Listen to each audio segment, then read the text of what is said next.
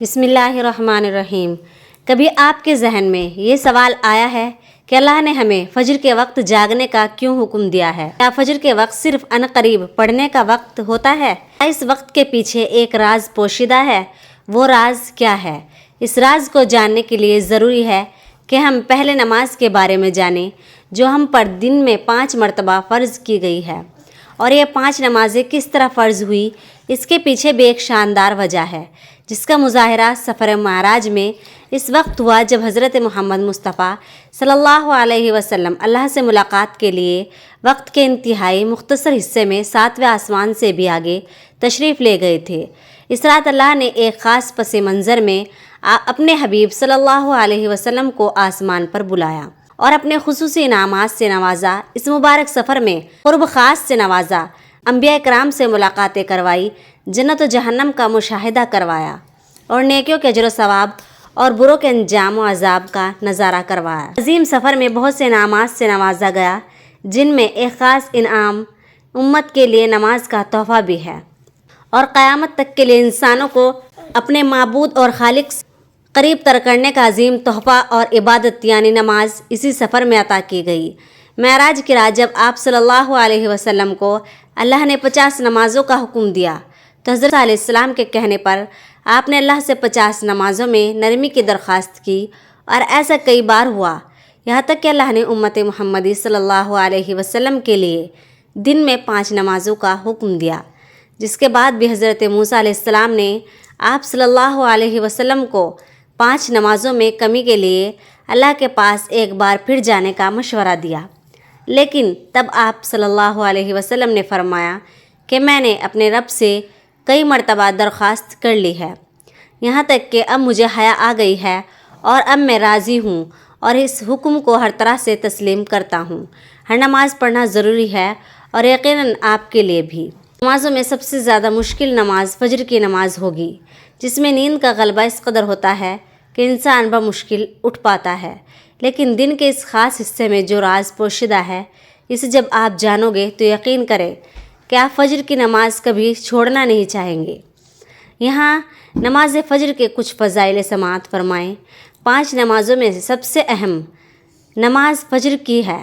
ہر اس کی اہمیت کا اندازہ اس بات سے لگائیں کہ اللہ تعالیٰ فجر کے وقت کی قسم اٹھاتے ہیں اور فرماتے ہیں، قسم ہے فجر کی اور 10 راتوں کی، اور جفت اور طاق کی، اور رات کو جب وہ چلنے لگے۔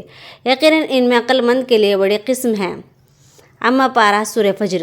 حضرت عائشہ صدیقہ رضی اللہ تعالیٰ عنہا سے روایت ہے کہ حضور اقدس صلی اللہ علیہ وسلم ارشاد فرماتے ہیں کہ فجر کی 2 رکعتیں دنیا و ما فیہا سے بہتر ہے۔ یاد رکھیں کہ فجر کی باجماعت نماز ایک مسلمان کی صداقت اور اس کا ایمان پرکھنے کی کسوٹی ہے۔ عبداللہ بن عمر رضی اللہ تعالیٰ عنہ فرماتے ہیں، ہم اگر فجر اور عشاء کی نماز میں کسی آدمی کو نہ پاتے تو اس کے بارے میں اچھا گمان نہیں رکھتے تھے۔ فجر کی نماز جہنم سے حجاب ہے۔ جناب رسول اللہ صلی اللہ علیہ وسلم نے فرمایا، جو شخص سورج نکلنے سے پہلے اور سورج ڈوبنے سے پہلے کی نمازیں یعنی فجر اور عصر پڑھتا ہے اور ہرگز جہنم کی آگ میں داخل نہیں ہوگا۔ فجر کی نماز جنت کی ضمانت ہے۔ رسول اللہ صلی اللہ علیہ وسلم نے ارشاد فرمایا، جو شخص 2 ٹھنڈی نمازیں یعنی فجر اور عصر پابندی سے پڑھتا ہے وہ جنت میں داخل ہوگا۔ فجر کی نماز نہ پڑھنے پر وعید۔ حضرت عبداللہ رضی اللہ تعالیٰ عنہ سے روایت ہے کہ جناب رسول اللہ صلی اللہ علیہ وسلم کے سامنے ایسے شخص کا تذکرہ کیا گیا جو صبح ہونے تک سوتا رہتا ہے، یعنی فجر کی نماز ادا نہیں کرتا ہے، تو آپ صلی اللہ علیہ وسلم نے ارشاد فرمایا، ایسے شخص کے کانوں میں شیطان پیشاب کرتا ہے۔ فجر کی نماز کے لیے کس طرح اٹھیں؟ نمبر 1، رات کو حتی الامکان جلدی سوئیں۔ نمبر 2، سوتے وقت فجر کی نماز جماعت سے ادا کرنے کا پختہ ارادہ کریں اور ارادہ کرنے میں مخلص بھی ہوں۔ نمبر 3، ایسے اسباب اختیار کریں جن سے فجر کی نماز کے لیے اٹھنا آسان ہو، مثلاً الارم والی گھڑی میں مناسب وقت پر الارم سیٹ کر کے اس کو مناسب جگہ پر رکھیں۔ اگر ان امور کی رعایت کر کے سوئیں گے تو انشاءاللہ فجر کی نماز جماعت کے ساتھ ادا کرنا آسان ہوگی۔ پھر بھی اگر کسی دن اتفاق سے بیدار ہونے میں تاخیر ہو جائے تو جس وقت بھی آنکھ کھلے سب سے پہلے نماز ادا کر لیں۔ انشاءاللہ تاخیر کا کوئی گناہ نہیں ہوگا، لیکن اس کو معمول بنانا گناہ پر مداومت کرنا ہے جو کسی بھی طرح جائز نہیں ہے۔ دنیا میں کئی ایسے لوگ ہیں جنہیں بے خوابی کی شکایت ہوتی ہے، جس میں وہ ساری رات سو نہیں پاتے اور پورا دن کام کاج کر کے جب رات کو بھی سو نہیں سکتے تب کئی طرح کی ذہنی اور جسمانی بیماری جنم لیتی ہیں، اور اس بیماری کا شکار آج ہر دوسرا تیسرا شخص ہو رہا ہے، جس کی بڑی وجہ اللہ کے احکامات کو پیچھے چھوڑ کر دنیا کی رنگینیوں کے پیچھے بھاگنا ہے۔ ساری رات جاگنے کے بعد فجر کے قریب کچھ دیر نیند آ جاتی ہے، لیکن وہ نیند جسم کو پرسکون نہیں رکھتی، جس کی وجہ سے اکثر لوگ جاگتے جاگتے اور ہر قسم کی دوائیوں کے استعمال کے باوجود جب سو نہیں پاتے تو وہ اللہ سے یہ سوال ضرور کرتے ہوں گے کہ اے اللہ مجھے نیند کیوں نہیں آتی؟ آخر کیا وجہ ہے؟ بہت کم لوگ ہوتے ہیں جو اس کیفیت میں اپنے اندر پیدا ہونے والی اس آواز کو سن پاتے ہیں، جن میں ان سے کہا جاتا ہے کہ بستر سے نکلو، نماز پڑھو، اللہ کا ذکر کرو، اور یقین کریں جو لوگ اس آواز کو سن پاتے ہیں وہ اس پر عمل کرتے ہیں، انہیں تا حیات کبھی بھی بے خوابی کی شکایت نہیں ہوگی۔ اس حوالے سے ایک صوفی نظم ہے جسے ایک امریکی مسلم نے ترجمہ کیا ہے، جس کا ٹائٹل ہے دوبارہ مت سو جانا۔ صبح کی ٹھنڈی ہوائیں ایک راز لاتی ہے تمہارے لیے، دوبارہ مت سو جانا۔ خود سے پوچھو تم کیا چاہتے ہو، دوبارہ مت سو جانا۔ لوگ دروازے کی چوکھٹ سے آ جا رہے ہیں، جہاں دو دنیائیں ملتی ہیں، وہ دروازہ گول اور کھلا ہے، دوبارہ مت سونا۔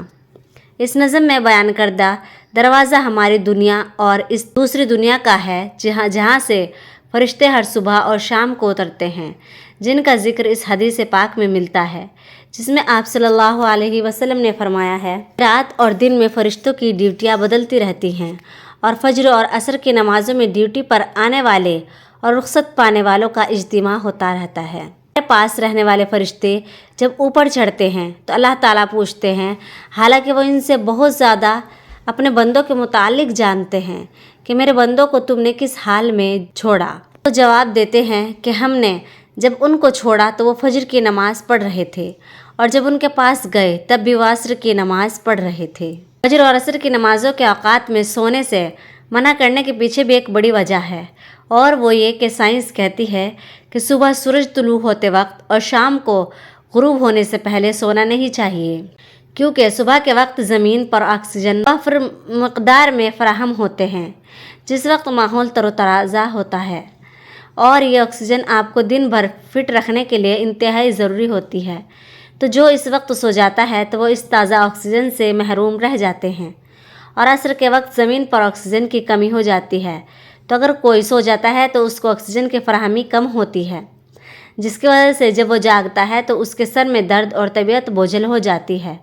اور یہ بھی بڑی وجہ ہے کہ دین اسلام میں ان دونوں اوقات میں سونے سے منع فرمایا گیا ہے۔ نماز فجر میں ایسے بے شمار فضائل اور بھی ہیں جن کو ہم نہیں جان سکتے، اگر انسان ان کو جان لے تو کبھی کوتاہی نہ کرے۔ رسول اللہ صلی اللہ علیہ وسلم کا فرمان ہے، اگر وہ لوگ عشاء اور فجر کی فضیلت کے بارے میں جان لے تو وہ ضرور بالضرور نمازوں میں حاضر ہوں گے، چاہے ان کو خود کو گھسیٹتے ہوئے ہی آنا پڑے۔